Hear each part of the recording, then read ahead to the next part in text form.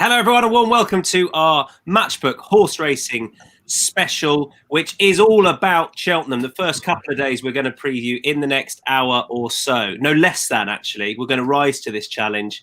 We've got 2 days to get stuck into. We're obviously going in that order. So half an hour on the first day, half an hour on the second day. If you're listening podcast-wise and you want some time codes, then they are on the YouTube broadcast of this, or you can get into the bio at the podcast bio, however you're listening to this, and you can see the time codes if you want to skip ahead and listen to any race in particular. Feature races each day and the handicaps and other races into one as well. Best bets at the end of each day as well. That's how it's going to work. We've got Micheál Deasy, we've got Sam Turner, and we've got Steve Jones as well. That's a second upgrade if ever I knew one, Sam, isn't it?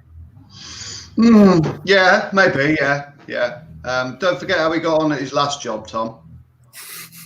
And it's started already, Jonesy. Welcome to the podcast. I've had a lot more since then, Sam. Don't worry about it. Good to have a voice of reason on, Tom, isn't it? Good to have a voice of reason. Keeping us level, keeping us grounded. Deasy, you've got prices at hand as well. If we want to know any up-to-date prices, although most of us should know exactly where we are 24 hours out from the start of the Cheltenham Festival 2020. So let's get stuck in. First of all, in race card order, first race of the festival, the Supreme. And if anyone's in any doubt, most recent ground revelation was that it's soft all over. And that's, I think, that's what I'm working off. If anyone wants to challenge that, then by all means do when you get into the analysis of the Supreme. So, Sam, first of all, has anything changed between when we did 10 days or so ago, the big Cheltenham preview into 24 hours out for the Supreme for you? Well, somebody told me about the stat about horses going from Huntingdon to Cheltenham off the back of their prep, which stands at 0 from 128 in about the last 17 years. So that was quite a dramatic stat, and certainly didn't encourage me to go for Shishkin in the end. We should just say there's a lot of rain sort of forecast through the afternoon, evening and overnight. Probably the only considerable rain I think we're going to get leading into the festival. So that is certainly something to base your calculations on. It ain't going to dry out anytime soon. I think that probably plays to the strengths of Fiddler on the Roof, probably Abracadabras, although he wouldn't want it bottomless. Those two horses are the ones I'm looking at the moment in this race. They both come out well on the figures I keep. They both should be fit, fresh and well. They both don't mind a hill either. They cope with soft ground okay. Fiddler on the Roof would probably be better served by it than Abracadabra because he looks a speed horse. But at least with Abracadabra, he's run really well around there before in the bumper last year. He's a quality horse. He's got the closest that any horse has got to Envoy Allen over hurdles. So he would probably be my number one pick, and Fiddler on the Roof following up quite closely in behind. I'm just going to jump straight onto your coattails, excuse me, and say nothing's changed as far as my opinion goes about those two horses who I was very sweet on in the big preview we did. And I think the top two in the betting should be taken on the basis of their relative inexperience. You need experience for this race. Abracadabras and Fiddler on the Roof are the two that I have backed and that I want to be on. My preference would actually be for the Fiddler personally. But those two are my two against the field as well. Team Boring. Jonesy, what do you think? Are you with Sam and I? Are you looking elsewhere? Well, I'm interested to know about Sammy's figures. I hope they're better than the one I'm looking at. But other than that, it's interesting that you're having a Fiddler on the Roof, because the horse I like actually beat him earlier in the season. That's Edwardstone, and he's 2-3 times the price. And I can't really work out why. Maybe people are put off by the soft ground. And I must say, I'm only about 12 miles out of Cheltenham on top of the Cotswolds, and it's not raining at the moment. I know it's due to come in later on this evening and through the night, but I think it will be soft ground. But I'm not put off by Edwardstone on the soft ground. He coped with it at Haydock last time. I know he was beaten. That was his first hurdles defeat. When he was just mugged on the line by Stolen Silver, but he went through the ground all right. The problem was he didn't get a fast enough pace, and they're going to get that today. I think he wants a fast run 2 miles. He's got the form in the book with Fiddler on the Roof. Then next start at Aintree, beat Harry Senior. Now, although that was 2 miles and Harry Senior, we're going to see him later in the week, probably in the Albert Bartlett, but it's still quality form, and I just cannot understand why he's 20-1. Yeah, nothing says I live in the Cotswolds quite like original wooden beams. Sorry for that's what he said. Yeah, I makes a difference with my Diogo Jota shirt, doesn't it? I mean, he's just got quality features, hasn't he? Dion Dublin would be up in there and he'd be eulogising over Jones's gaff. He would. Those stairs leading up to the bedrooms, absolutely. Those ones. What do you think, Dees? I can absolutely hop on the Edwardstone bandwagon on form as well. I preferred him to have just had one more run purely on profile for the race, but he's a decent enough price. And what price are those three? Edwardstone, Fiddler on the Roof, and Abracadabras? Okay, so Fiddler on the Roof is now third favourite at 5.8. Edwardstone is 18.0, but you'll probably get your 21.0, 20 to 1 there with him. Abracadabras is 7.6. Asterion Phalange is actually after going favourite overnight. He's now 3.8, but Shiskin is 4.6. I would be with you on Fiddler on the Roof. I think that in his 4 runs this year, he has just progressed nicely. I think that when he was beaten by Edwardstone, I think that he was Fiddler on the Roof had kind of at it for a long time with Flico Voyu out front. I think they're taking each other on from a long way out, and Edwardstone just flew home and picked him up. But Edwardstone is a great bet at the prices. Fiddler will be my main selection, but I'm going to put up another one at a big price because we've all put up Fiddler on the Roof. I think Soviet Pimpernel is probably overpriced. He's 55.0 now at the moment to win. You're probably going to be there's no place prices up yet, but he's been over the Cheltenham already this year. He was only beaten a quarter length by Micheál Deasy. Nice Irish horse. I know that Deadly Dan McLean had a soft spot for him. And I was just interested when I saw him that he was taking his place here at a massive price. He might be able to, if you're getting the 4 or 5 places, he might be able to hit the frame. And if you want to tick that experience box, he has that with more than 3 runs over hurdles already and a last time out winner. Those are a couple of things you tend to want in race profiling for this. So I couldn't argue with that. He's a big old price. Anything to add, anyone on the Supreme? No, I echo what Dee says, actually. The fact that Pimpernel has been round the track. Coat with soft ground well, and Micheál Deasy, what's he, a 150 horse, is he? So that's a very fair benchmark of form.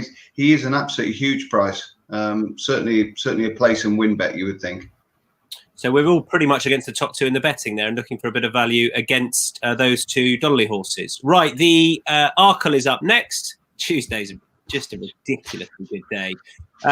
Jonesy, kick us off with the Arkle, if you don't mind, sir. Are you team Notebook or are you looking elsewhere? No, I've got to look elsewhere. He just looks to me like the horse that will boil over. I know he's got very smart form and he's a very good jumper, but the Arkle for me, historically, it's often won by the top rated over hurdles, and Notebook would be a long, long way below some of the others over hurdles. And although he has improved a lot over fences, I think that counts against him. And I'm going for one at a bit of a price. And I know that Brewing Up a Storm beat this horse quite convincingly way back at Carlisle earlier in the season, way back in October. But Global Citizen, at that time, Ben Pauling's horses, his trainer, they weren't right at all. And he, in fact, shut his yard not too long after that. But you go back to the last season and Global Citizen's not too far off a champion hurdle horse. He's the top rated of these over hurdles. And what he did to Rouge Vif at Kempton over Christmas, I thought was most impressive. And although that could be said that Kempton is his track, I don't think he's really had the opportunity at Cheltenham to shine. He hasn't been right when he's gone there. And he's been in the champion hurdle last year, so you can almost forgive that. And he's a great big horse who jumped really well. Rouge Vif went on, as we saw, to win at Warwick, and the form stacks up. And again, he's a lovely price. He has to prove it at the track, but I can see him just getting on the front end and being very hard to get past. And I think each way, certainly, he's a good bet, but I don't personally bet each way too much, and I'd be willing to take the risk that he could pick these up. What sort of price we're looking at, Dees? He's definitely double figures, isn't he? Yeah, he's 19.0, so about 18 to 1. He's a bigger price than Rouge Vif. Rouge Vif is 18.0. So just a little bit of adding weight to that argument. My slight niggle with Global Citizen is the ground, because Ben Pauling maintains he wants decent ground, but he's turning up. But you've got a couple of horses in the last 10 years that have won this race, having been beaten in the champion hurdle, Sizing Europe, although he had obviously excuses on that occasion.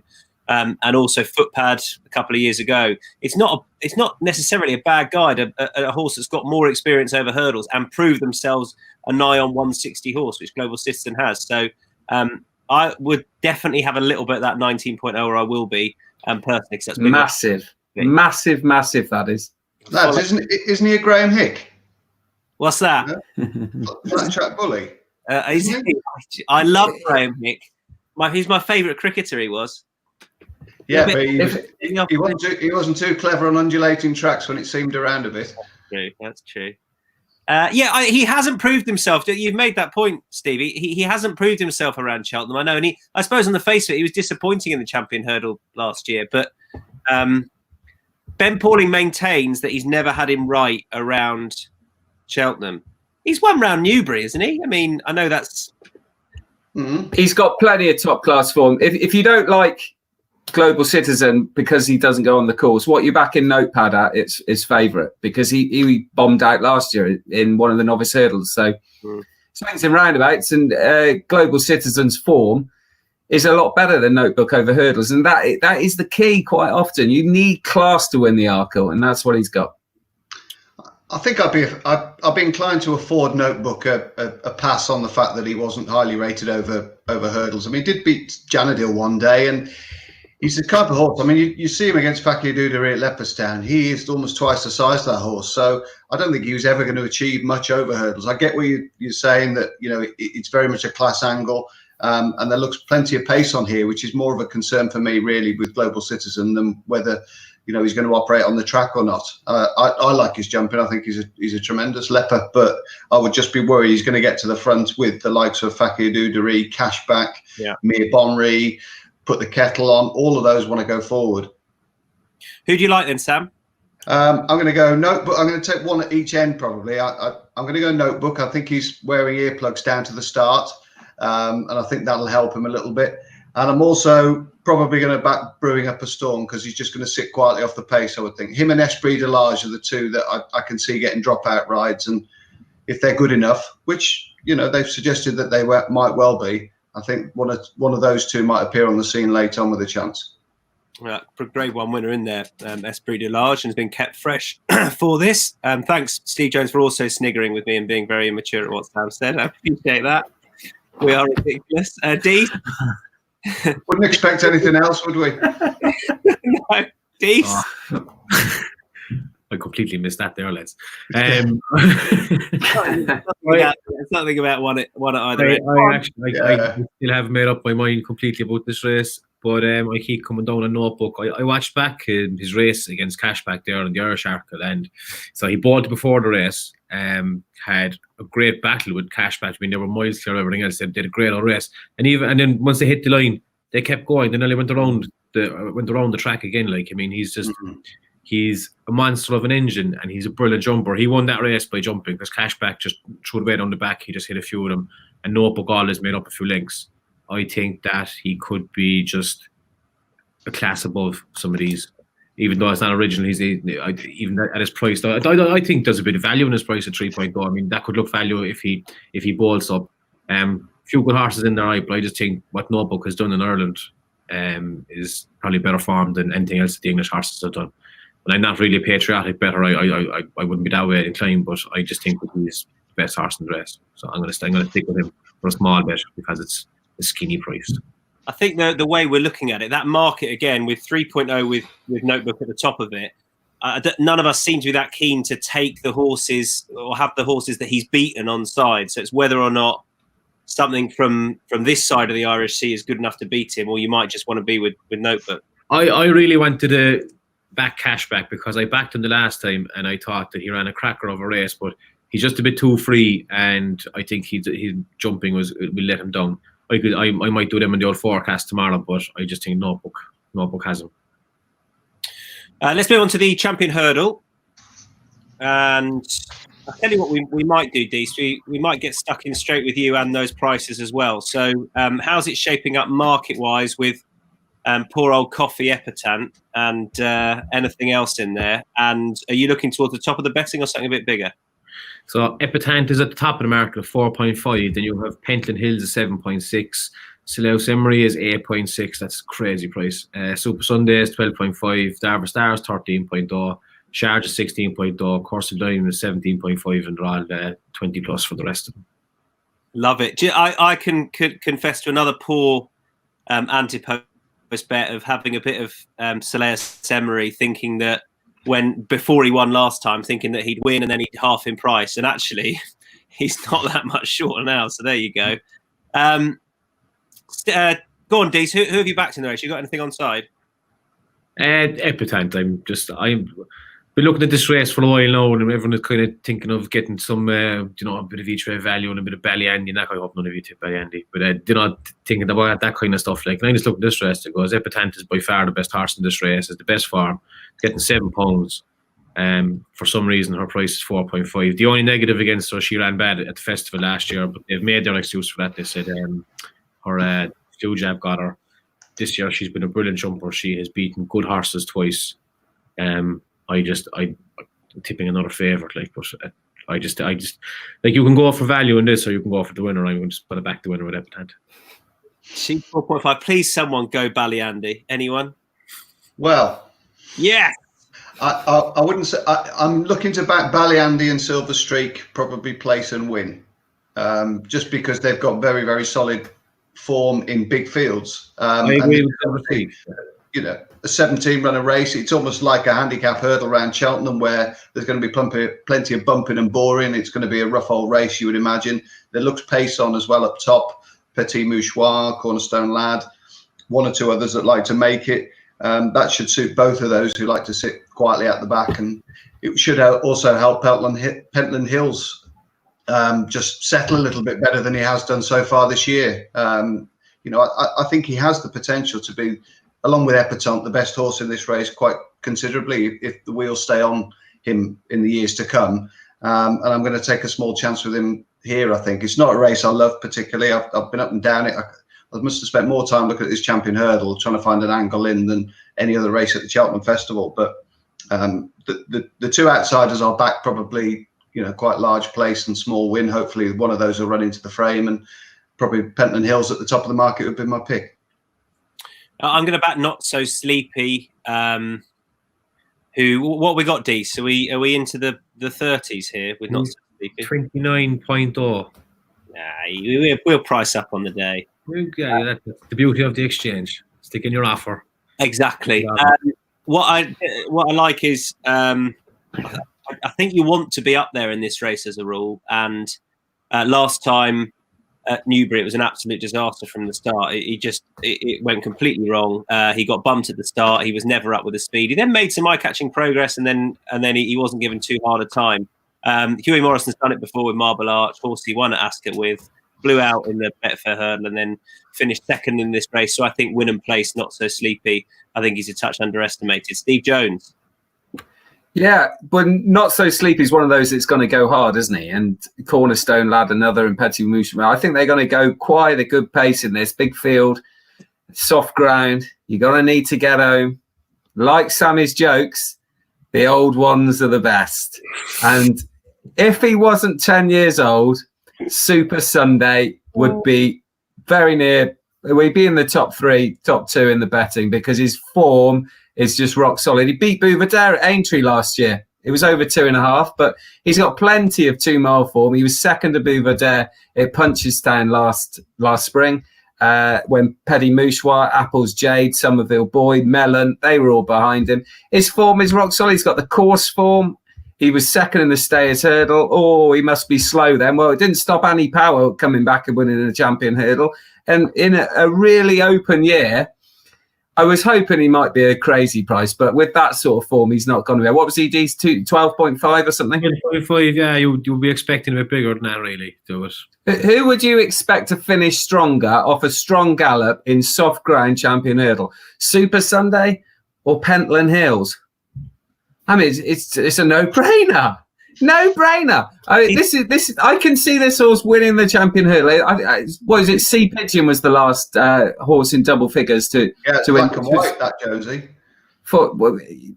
I knew there was a reason why your beard was grey. You must have been there. Listen, he's older than your pair of red cords, this fella. I mean, how's he going to win? Everything is there. I can't believe no one else can see it. I genuinely can't.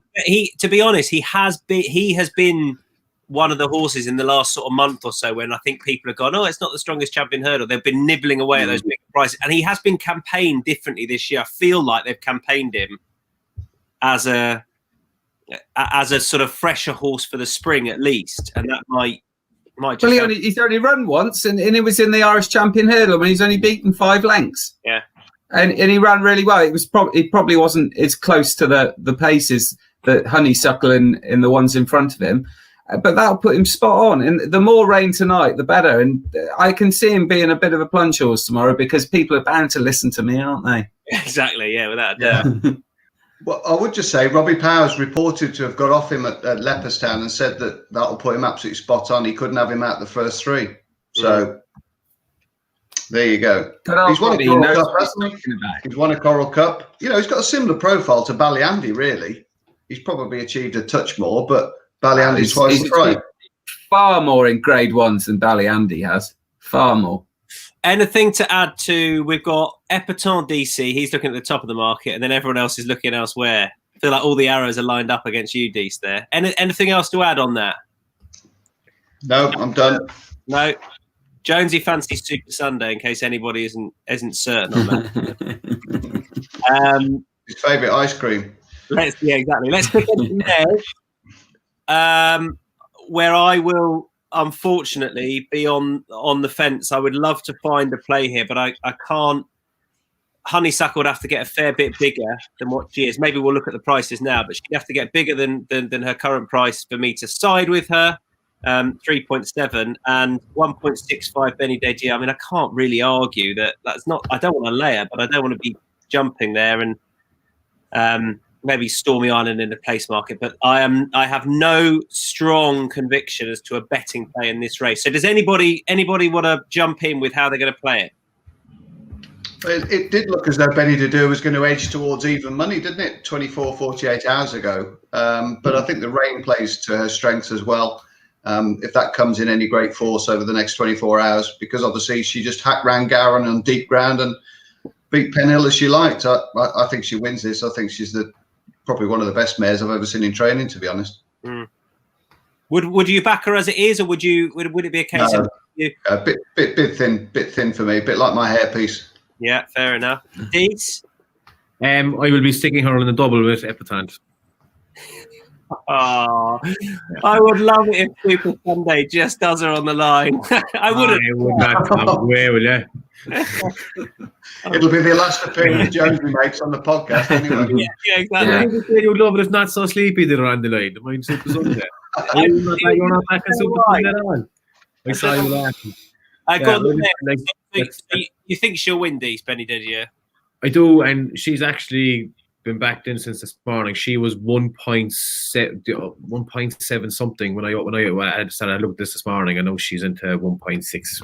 I just think Sonny Suckle is completely entitled to be a superstar, but I don't think she is yet. And all it's going to stop any of the Jews falling at the last again. So not a race you'll be thinking too much about, really. Any Jonesy, any bigger prices that interest you in there in a place market, perhaps, or any bets you'd have, or would you slip this one out?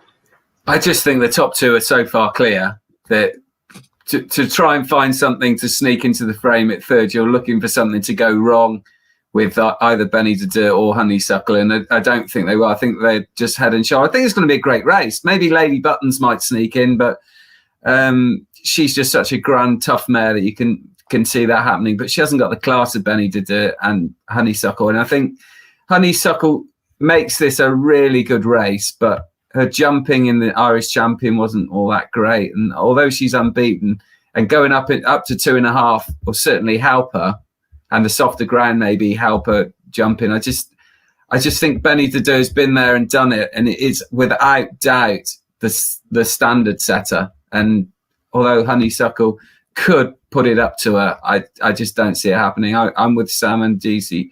It's just Benny Dadu, and the banker on the first day. It's nothing to get excited about price wise, but I think it's everything to get excited about watching the race. I think she's wonderful.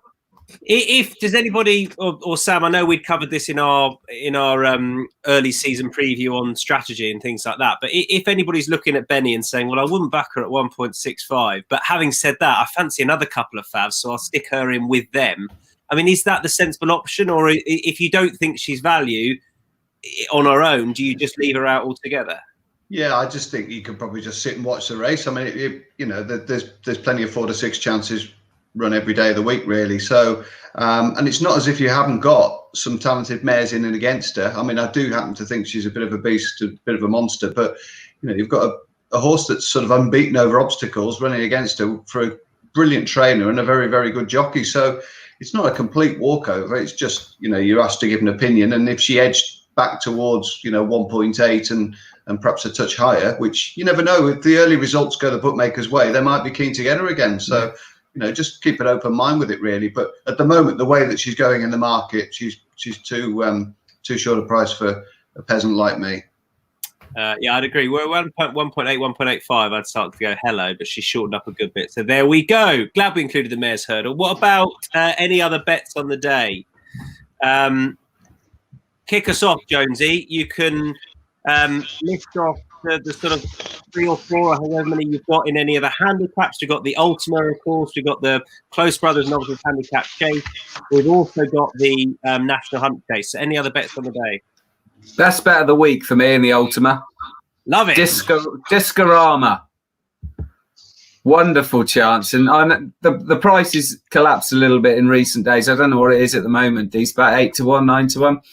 And the best form or the best trials for Cheltenham are always run 12 months beforehand, because festival form stands up year after year after year. Discorama, a couple of years ago, runner-up in the Martin Pipe Hurdle. Last year, runner-up, beaten half a length to Le Brule in the National Hunt Chase when he was hampered a load of times. And it just looks to me like he's been lined up for this race.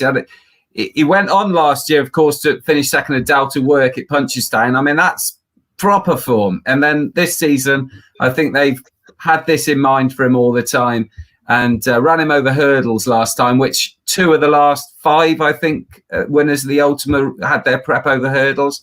And he's had his wind done. He's had a breathing operation since. Paul Nolan knows how to train festival winners. I just think he's banker bet stuff. And he is a handicap. For that reason, you get a good price. So I'm all over him. For anybody that watched our preview, I put him up as my best bet of the festival. So there you go. Thanks, Jonesy. We'll never see you again, Tom, if he wins, I think. You'll just be in Dubai forever. Yeah, exactly. I've got nothing else to add to what you'll be flying back in on a Thursday to do our preview the other way around. I'm going to get a Discorama scarf made, but I'm with you. Everything you said, love him for the race. And the other one I'd say on the day, I think Ravenhill in the National Hunt Chase. Annoying that they mucked around saying he was going to run in the Kim Muir, because he was a fair old bit bigger before the race started to fall apart. But I have to be against carefully selected, and I would be that with Ravenhill, who's got the experience box ticked. So they'd be my 2 any other bets on the day. Can I just come around the Ultima there for a second? Just while you're talking about Discorama there, I was looking through the Ultima there this morning, and the 2 horses I picked up, one of them is Atlanta Blaze, because she was in the process of running a cracker behind LeBroy and Discorama last year, but she took a crashing fall at the last. Before that, she had travelled like an absolute dream through the race. And with you in Discorama, I think he's skinny enough price now for that race. But Atlanta Blaze is currently 38.0 at the moment. So I think I'll be having a small win and a nice place bet on her. And the same with Big River. I think Big River, and if you were watching back the race last year, Big River was probably 18th out of 20 coming up the hill. And he passed almost every single horse on the way, except for the front 3 from the second last. He made up a huge amount of ground, and he'd made a lot of mistakes going around as well. He's 30.0 as well. I will be probably backing the 2 of them for nice chunky place bets and small win bets in the Ultima along with the Discorama. Good stuff, Sam. Certainly pass on a positive for Big River. I saw Lucinda Russell and Peter Scudamore last night, and they're very hopeful that he can run a massive race again. As Dee says, he must have passed 3/4 of the field from the second last year. that is the problem a little bit, that he doesn't get into a great rhythm early on and can get himself so far behind. He makes it an impossible task. I back 2 in the Ultima, Discorama, unfortunately for you boys, and also the Conditional, a horse that hasn't got any Cheltenham Festival form, but he has got some Cheltenham form. Obviously second in a Ladbroke Trophy, and I thought he ran really well when I was at Warwick in the Classic Chase, just didn't get home. That race is already working out well. The second, Captain Chaos, has won. The 6th has won for Henry Daly as well. And I'd also agree with what Dee says about Atlanta Blaze as well. I put her up as, she was my nap in the 4 miler last year, and she ran an absolute belter. Yeah. She didn't deserve to fall. Well, no horse really deserves to fall, but her especially. I mean, she'd run a fantastic race and been given a beautiful ride by Will Biddick up to that point. So that was a bit disappointing. She's another one I'd definitely have on my short list if she went out to a massive price on the machine. Anything else for day 1 that we haven't touched upon? Only Hold the Note in the novice handicap. That's the other one that I like.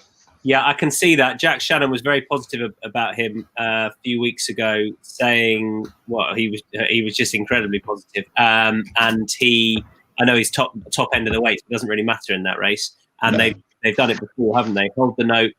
I think there's still double figures ish knocking around for him in that novices handicap chase. The excellent Johnny Burke on board. Mm-hmm. One I've noticed a big move for in that, because I was looking at him last week, was Jarvis Plate. He's been backed from, I think, about 41.0 into 18.0 in the last 2 days.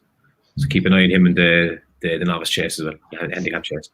He's an interesting horse because he's not very consistent, but on his best form, you'd have to give him a bit of a chance. And they're trying headgear, which I think is interesting. His run out the last day was very much we'll just have a look, see how things are going. And he was back from big prices into about, I think, 20, he was off 12 to 1. He opened up 40 to 1. And he just had a nice little run around. I think that was definitely a factor in the mission. It was his first handicap. We'll see a different horse in this chase tomorrow. Day 1 done. Let's move on to day 2. We're not bad time-wise. Unbelievable. Whispering. Not bad for you, Tom, this. That's not bad. Ballymore Novices Hurdle kicks off day 2. We know that after some top-end shithousery from Team Elliott, a bit like they did with Sam Crow, really, we know that Envoy Allen is going for the Ballymore. Shock horror. We knew it all along. And he's going to be a warm order towards the top of the betting. I think on everything that I've done match-wise, I've said I struggle to see him beaten. The only one I'd probably want to be against him with is Sporting John, who's second in the betting. So I am looking towards the top of the market rather boringly, I've got to say. Jonesy, kick us off with your thoughts on this. Yeah, it's all very boring, isn't it? I just think he looks bomb-proof. Everything he's done has been most impressive. Through his bumpers, he bolted up.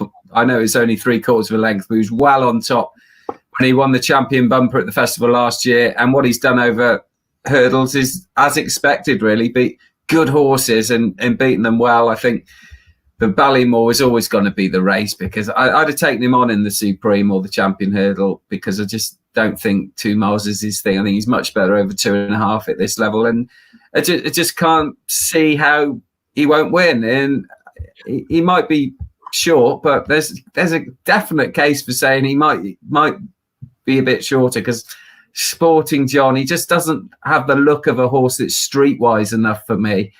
He's had the 3 wins, and he's obviously very talented. But I think when it comes down to it, Envoy Allen's 4 bumper wins, 3 hurdle wins, it's an advantage. And again, with the big breakaway, only had 2 hurdle starts, and albeit very impressively, he's now coming up against the biggest boy. And Envoy Allen, for me, I think he's banker stuff to get them off to a fly, because it's going to be a long old week and an expensive week, and you need an early winner on day 2, because if they're going to make you wash your hands in alcohol before you even have a drink, it's going to double the costs, isn't it? We're all going to be saying hello to each other like that. But in all seriousness, if you go into the track, make sure you get there early, because there's going to be extra security measures.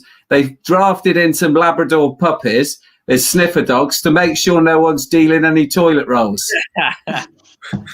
I don't know why Steve's moaning about the cost of alcohol. He never buys a drink or pays for any of it anyway. He'll be in some box somewhere at the top of the grandstand. That is never a truer word spoken.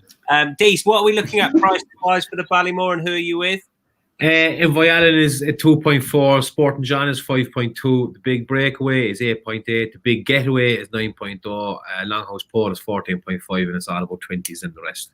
I think Envoy Allen will win. I think Sporting John would have been interesting at a small bit bigger price as a value bet, but he's been fairly well back now over the weekend.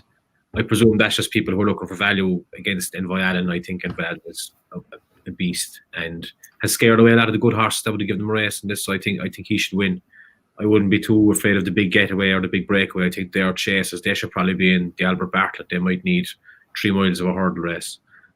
Something at a big price, Massey Finn. I think Massey Finn is probably one of the only ones that would be suited to the kind of the speed test of the Ballymore.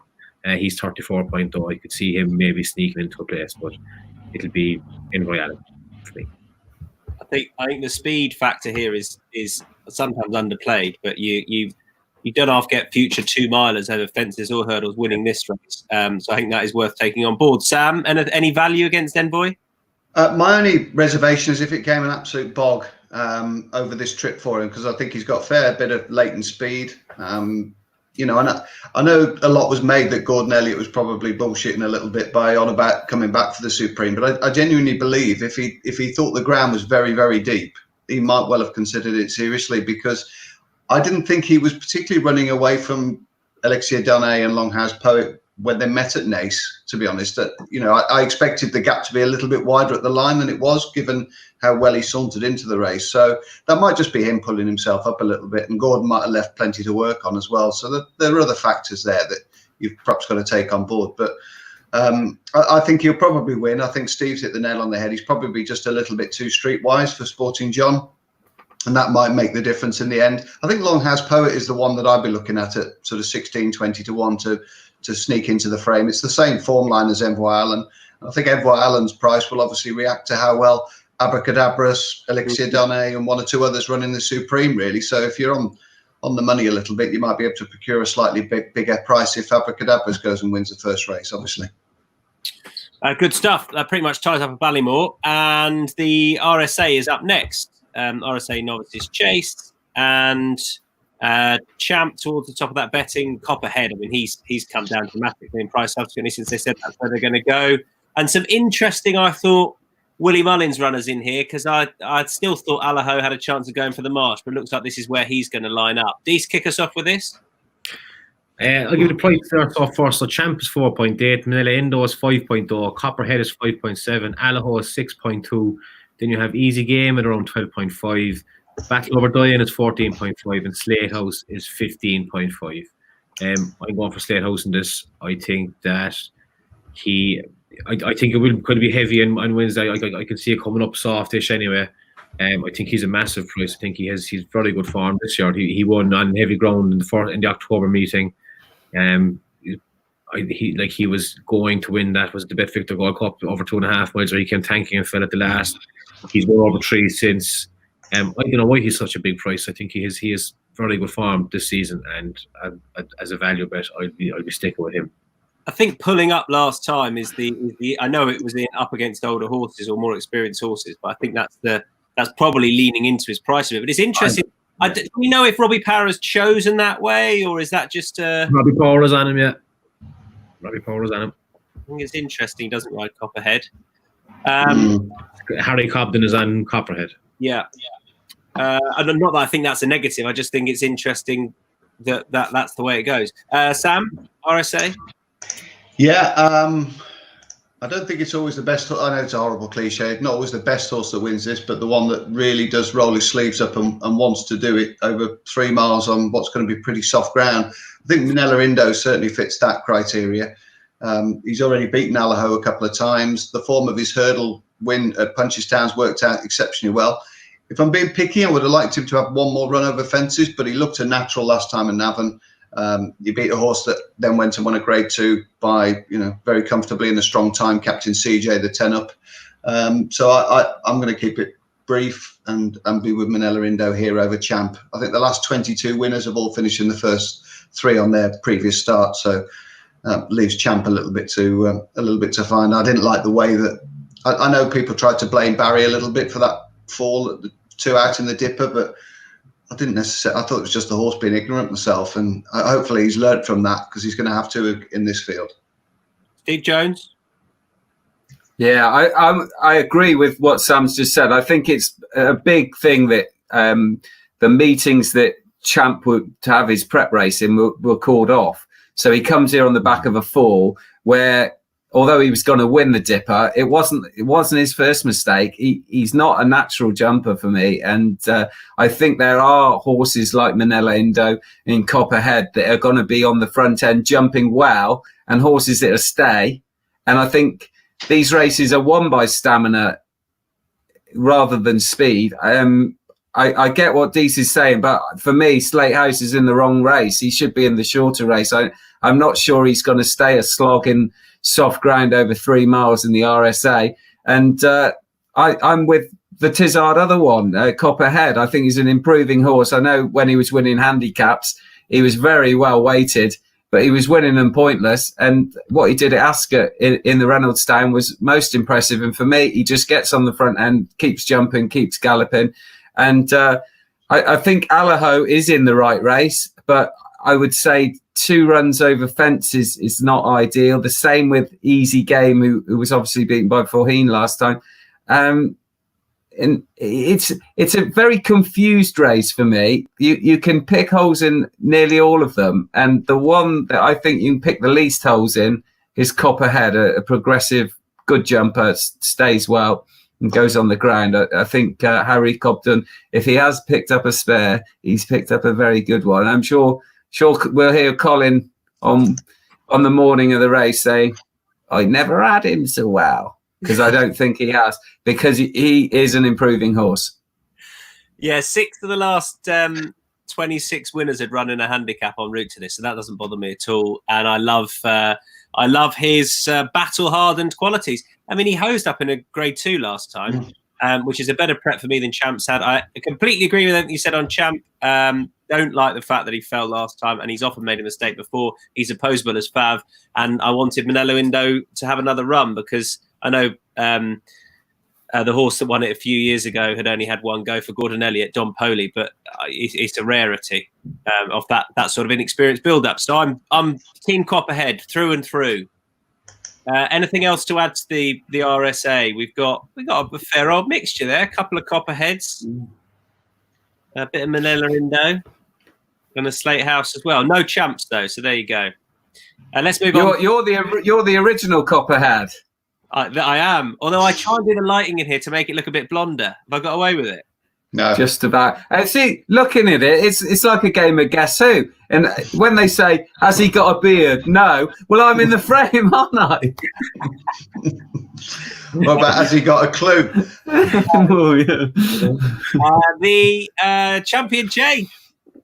I think the first port of call is to really check on the betting for the Champion Chase because of what has happened to Altior, the fact that he was lame and now he's a bit better, but he still might not run. It's hard to see him going off favourite if he does run. I think it's fair to say. But what's happened, these betting wise, to Altior's price?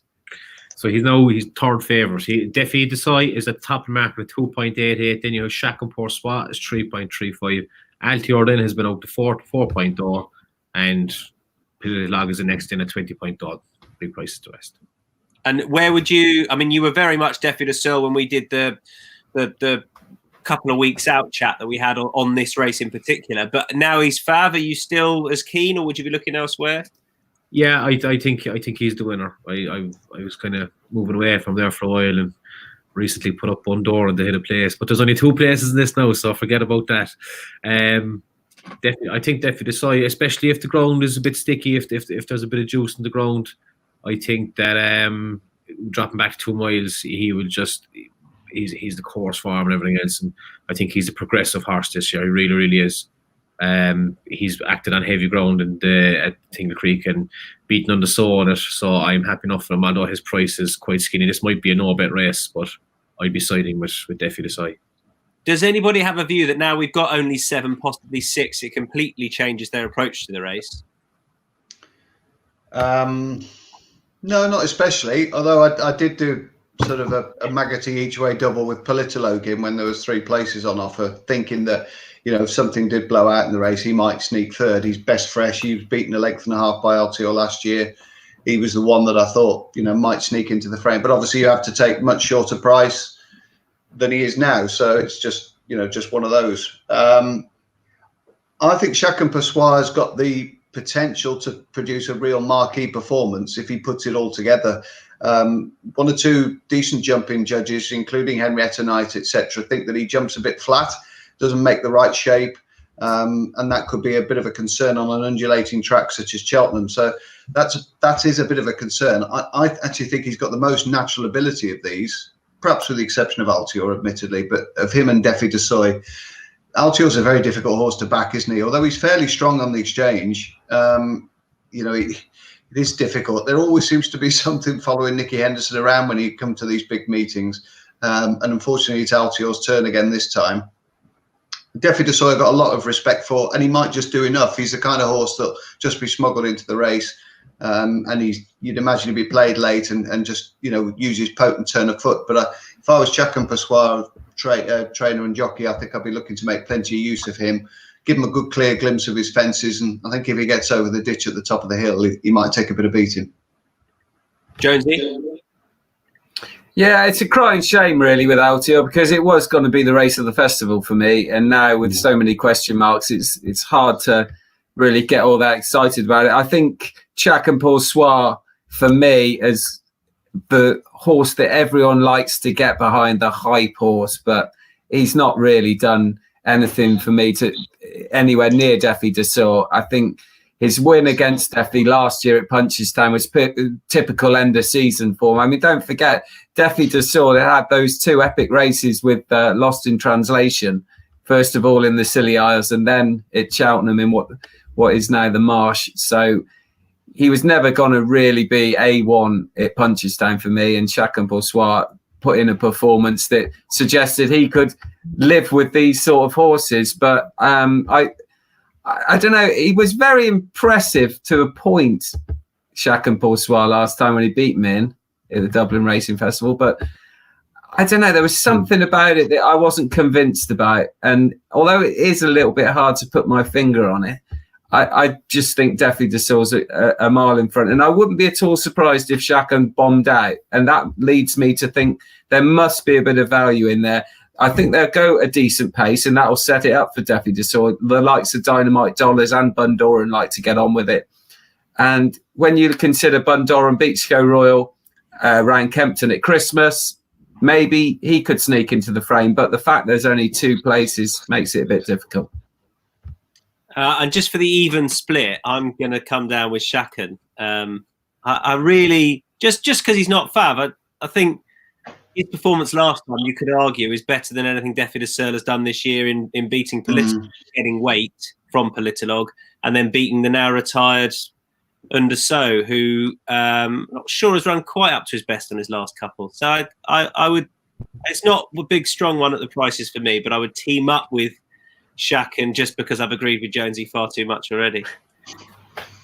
It's not healthy. Even split. Equally, nobody's queuing up to absolutely hammer down loads of money on the race. That's fair to say, right?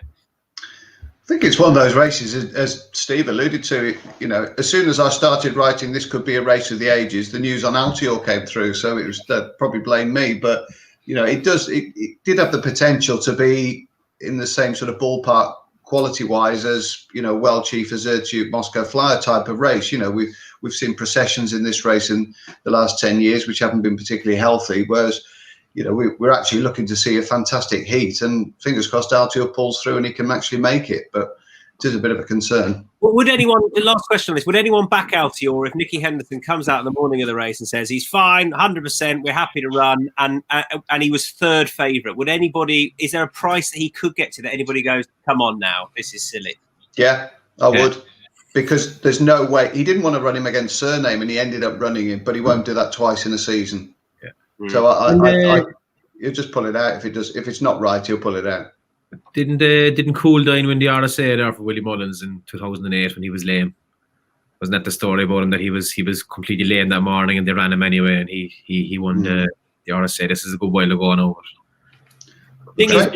Trainers will tell you, and Jonesy probably works closer with one than I do, but they'll tell you that, you know, a lot of horses are intermittently lame, you know, on the morning of races, and they just take a bit of time to warm up. You know, even though Steve and I are, you know, fantastic athletes, occasionally we might just get out of bed and feel one or two ailments. You know, it does happen.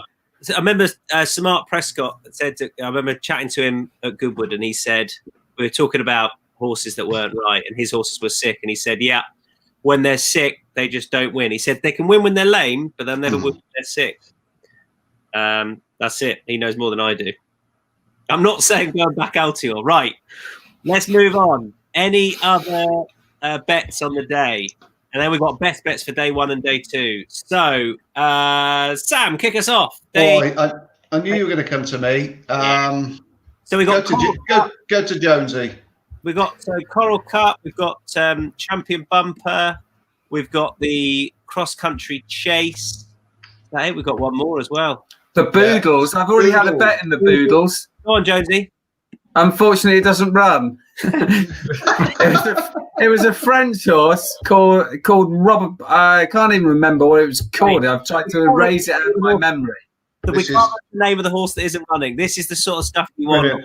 This has got Sony Award written all over it. Been a disaster, this race for me, because it's obviously a race, the Boodles. The 4-year-old juvenile handicap is where you can land on big price winners, and I thought I'd found one, and I can't even pick a runner, let alone a winner.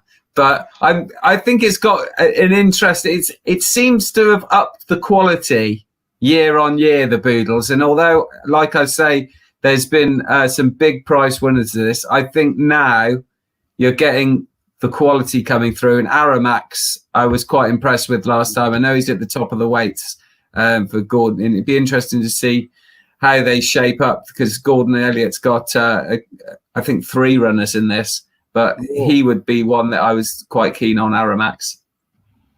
2, he's got, I think he's got 4. 3. Tronador, was that one? In fact, he's got 5. He's got 5.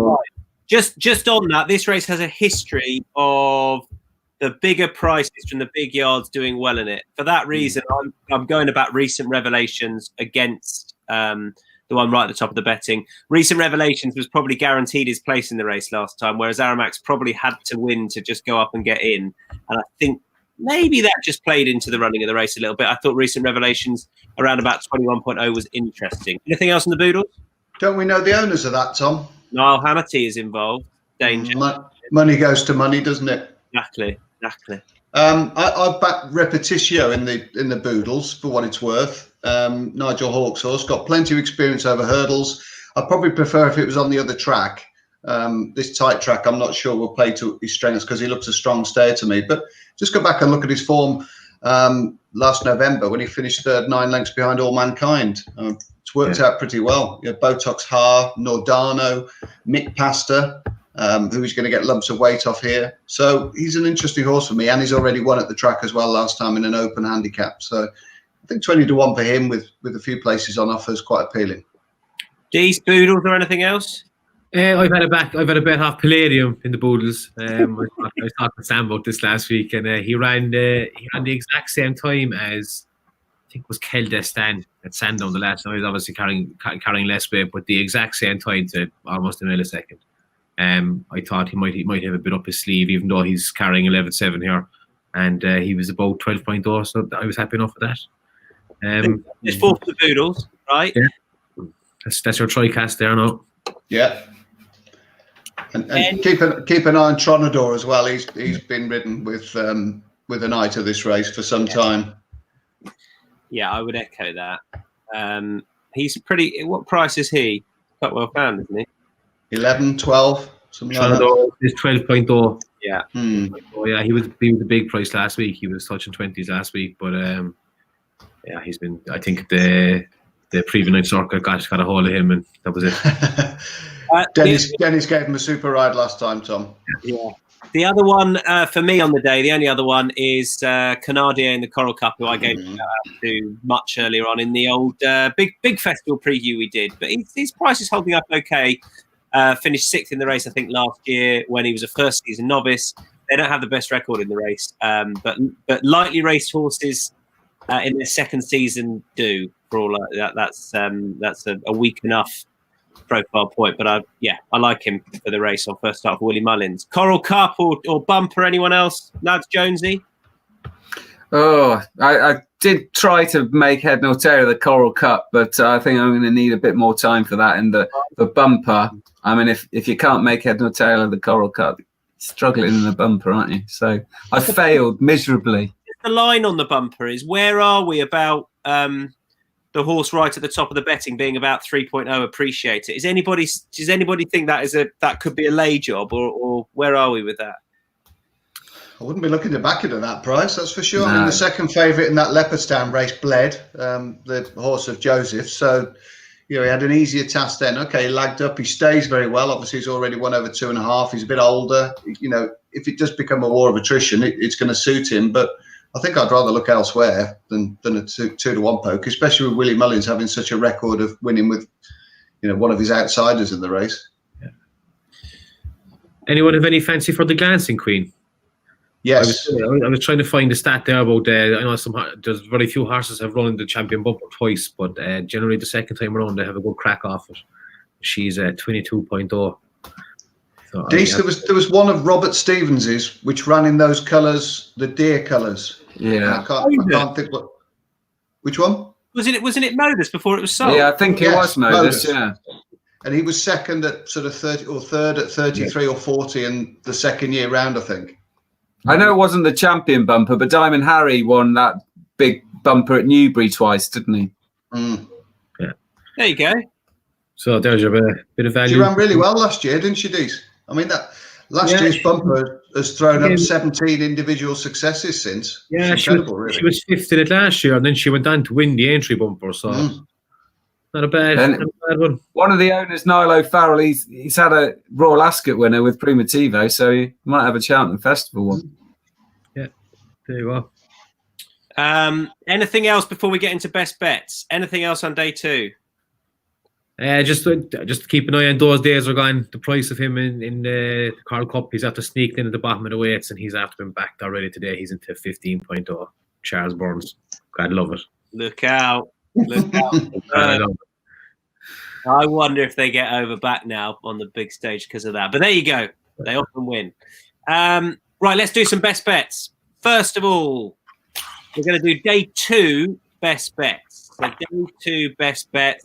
Let's go round in the order I'm looking at it. So Micheál Deasy, first of up, your best bet for day 2 of the Cheltenham Festival 2020.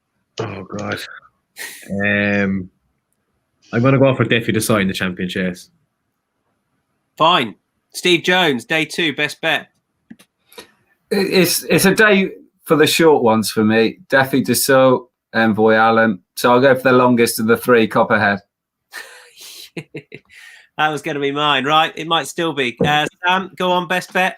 Yeah, well, I was going to go in the RSA as well, but I won't. I'll go on. We'll have a bit of fun. Repetitio, 20-1 in the Boodles. Love it. That's what we like to see. Fair enough. And for me, I love him. I'm gonna stick with Jonesy. Copperhead for me in the RSA. Best bet on day 2. Day 1, best bets, chaps. Day 1, best bets for the Cheltenham Festival. I'm going to start just to annoy Jonesy. Discorama is my best bet for day 1 of the Cheltenham Festival 2020. Steve Jones, you can come off the back of that. Who's your best? I'm going to go best bet of the week. Discorama. There's your best bet, and I'm going to raise you. There you go. Fair enough. We'll keep it. Sam, your best bet? Well, as you've nicked that race, I'll go Hold the Note in the Novice Handicap Chase. And DC? Going to go for the Mayor's double, lads. I'm going to go for Epitant and Benny the Jew. Double them up. I love it. Good luck with that. And let's hope Super Sunday doesn't nab anything on the line. There you go. We got there in under an hour. Well done, everyone. You can all wave and smile. Look at that. Thanks ever so much, DC. Micheál Deasy, Steve Jones, Sam Turner. That is our day 1 and day 2 preview for the Cheltenham Festival. Days 3 and 4 will follow. Thanks very much and good luck at Cheltenham this week. Bye for now.